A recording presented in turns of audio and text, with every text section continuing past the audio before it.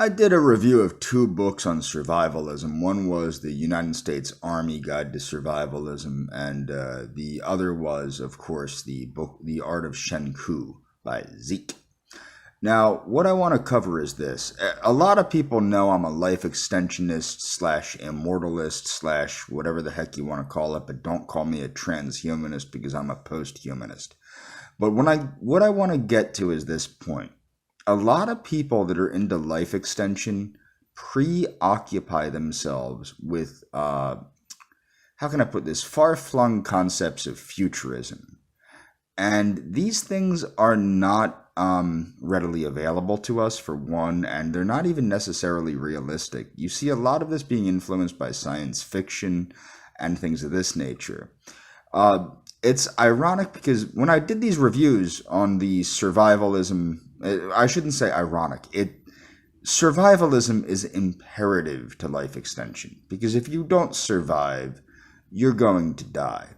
Every act that does not promote the advancement of the self, the betterment of one's health, and the growing of one as an individual is an act of passive suicide, okay? So basically what I want to point out is how transhumanism and the average concept of these sci-fi geeks is promoting basically not immortalism and definitely not life extension.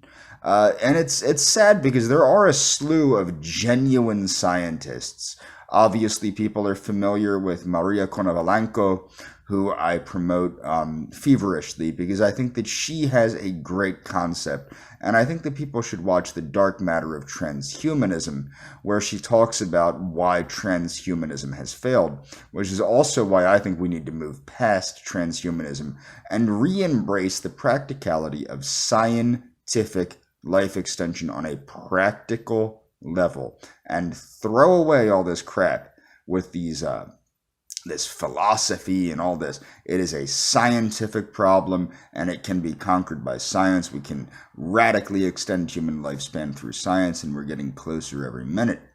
So why is survivalism in a primitive sense so important to survivalism in the sense of immortalism or longevity? Well, the fact of the matter is, life extension, a lot of it is psychological.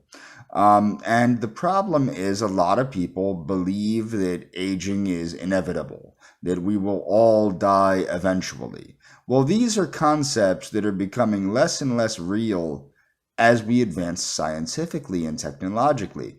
Lifespan has gone up, and it will continue to go up. And eventually we will probably find ways to cheat death through the replacement of organs with synthesized, worn out parts, basically. How to replace worn out body parts with body parts synthesized from biological tissue of the individual that we are, our DNA. We will be able to make organs and make things out of our DNA and replace these missing parts.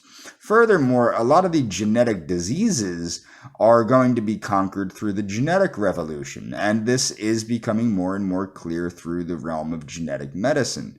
The two problems are pessimism and over-optimism.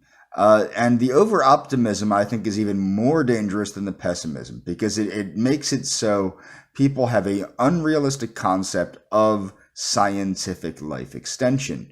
And this comes from these people that are so heavily influenced by science fiction and video games and just the realm of fantasy. And this is something that needs to be gotten rid of in the life extension community.